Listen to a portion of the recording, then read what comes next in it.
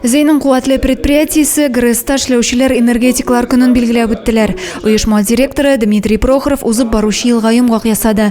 Район башлыгы Разиф Кәримов Зейны электр энергиясы җылылык белән тәэмин итүдә хезмәт куючыларга рәхмәтен белдереп, киләчәктә дә уңышлар теләде. Во все времена наша жизнь имела и имеет огромное значение, от нее зависит жизнеспособность всех других отраслей экономики, комфорт, тепло и уют наших домов. Благодаря вашей стабильной, надежной и устойчивой работе активно развивается инфраструктура района, реализуется долгосрочная программа, успешно осуществляется функционирование предприятий и учреждений. Биредә эшләүчеләр илнең энергетика базарында лаеклы урын тоту белән бергә районның социаль-икътисади үсешенә дә зур өлеш кертәләр. Бу көнне барысының да хезмәте югары бәяләнде.